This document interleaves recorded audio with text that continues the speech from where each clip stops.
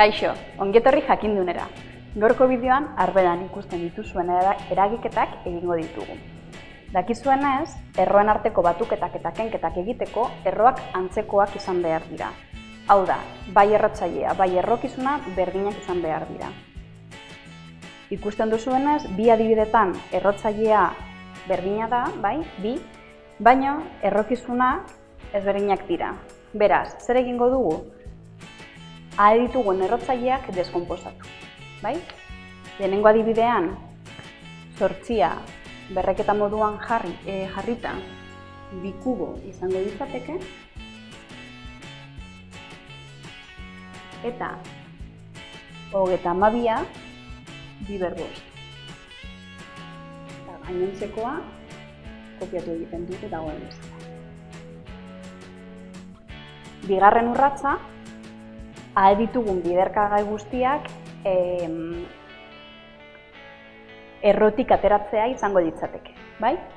Beraz, lehenengo kasuan, erro karratua denez, bi atera ditzakegu errotik, eta erro kanpoan bi bakarra geldituko ditzateke, bai? Beraz, 3 bider, bi erro gehi. Bigarren kasuan, bestera batera egin da, 5 zati bi da, beraz, kanporatzen dugun biderkagaiaren berretzailea bi izango ditzateke, eta zatiketa honen hondarra bat denez, erro barruan bi bat edo bi besterik, bai? Eta azkenik, 6 kopiatuko dugu, 6 erro bi.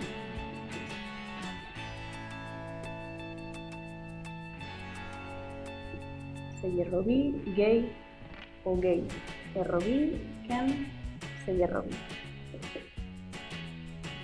Azkenengo urratsa, dakizuenez, koefizienteak batu edo kentzea da. Beraz, parentesi artean jarri ditzakegu, 6 gehi, gehi, ken 6, erro bi. Eragiketa hauek egiten ditugu, 6 gehi, eta 6, ken 6, gehi. Eta hau izango ditzateke lehenengo eragiketaren emaitza. Bigarrenean, prozesu bera jarrituko dugu, bai? Egingo dugu lehenengo gauza, errokizunak deskonposatzea da. 18 zati bi bederatzi, zati hiru, zati hiru, bat. Beraz, 18aren ordez, bi bider hiru karratu jarriko dugu. 50, zati bi, 25, zati bost, zati bost, bat. Beraz, 50aren ordez, bi bider bost karratu. Bia ezin dugu deskonposatu, zenbaki dena da, eta 8 buruz egin dezakegu, bai, badakigu bi kubo dela. Hurrengo urratsa. Ditugun biderkagai guztiak errotik aterako ditugu. Lehenengo kasuan, 3 bat kanporatu dezakegu, bigarrenean 5,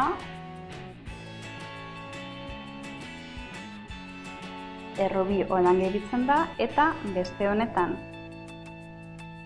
2 bat kanpora eta beste bat erro barruan. Eta orain aurrekoan bezala, parentesi artean jarriko ditugu koefizienteak, 3 gehi 5, ken bat, hemen badakizue koefizientea ez dagoenean, bere balioa bat da. Eta azkenik, ken bi, erro bi. Orain, eragiketa hau egiten dugu, 3 gehi 5, 8, ken bat 7, ken bi 5. 5, erro bi. Hau izango ditzateke, bigarren ariketa honen emaitza. Hau izan da guztia, gogoratu, YouTubeen eta web orrialdean jarraitu jakintun.